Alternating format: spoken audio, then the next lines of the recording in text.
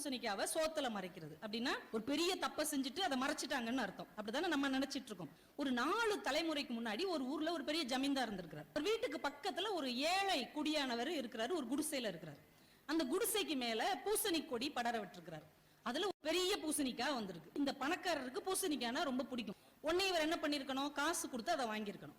இல்லன்னா அவர்கிட்ட இப்ப அதை கொடுப்பான்னு கேட்டாவது வாங்கியிருக்கணும். யாரும் பார்க்கலன்னு நினைச்சிட்டு பூசணிக்காவை திருடிட்டு போயிட்டார். திருடிட்டு போய் வீட்டுல குழம்பு வைக்க சொல்லி சாப்பிட்டுட்டார். ஊர்ல உள்ள எல்லாருக்கும் தெரிஞ்சிருச்சு. அதுக்கப்புறம் ஊர்ல உள்ளவங்க இவங்க வீட்டையே எப்படி அடையாளம் சொல்ல ஆரம்பிச்சிட்டாங்கன்னா, இந்த பூசணிக்காய் திருநாங்கல்ல அந்த வீடு. ஏன் எங்க சித்தப்பா எங்க இருக்காரு தெரியுமா, அந்த பூசணிக்காய் திருநாங்கல்ல அவங்களுக்கு பின்னாடி தெருவுல தான் இருக்காங்க. ஏங்க பூசணிக்காய் திருநாங்கல்ல அவங்க வீட்டுக்கு எதிர்த்த வீட்டுல போய் லெஃப்ட்ல போனீங்கன்னா அந்த டியூஷன் சென்டர் தான். இந்த பூசணிக்காய் திருநாங்கலங்க அவங்களுக்கு அடுத்த தெருவுல தான் அந்த சைக்கிள் கடை இருக்கு.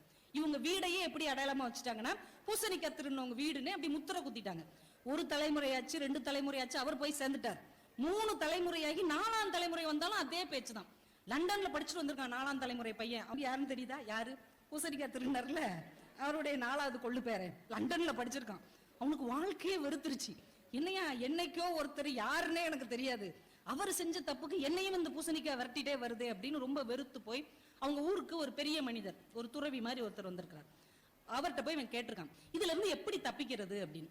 உடனே அந்த பெரியவர் சொல்லியிருக்கிறாரு, டெய்லி ஒரு 10 பேருக்கு சாப்பாடு போட முடியுமா இலவசமா?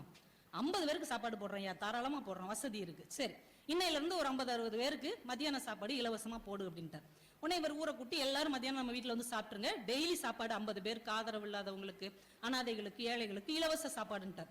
டெய்லி அவங்க வீட்டுல மத்தியானம் 50 பேர் 60 பேர் எல்லாம் போய் சாப்பிட்டுட்டு இருக்காங்க.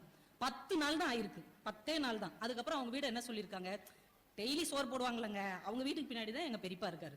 எங்க டெய்லி வந்தவங்களுக்கும் சாப்பாடு போடுவாங்க, நாங்களும் அங்கதான் சாப்பிடுவோம், மத்தியான சாப்பாடு பக்கத்துல தானே இருக்கிறோம், அதுக்கு எதுக்குதான் அந்த பெட்டி கடை இருக்கு, டெய்லி சோறு போடுவாங்கல்ல அவங்க வீட்டுக்கு பக்கத்துல தான் நாங்க இருக்கோம்.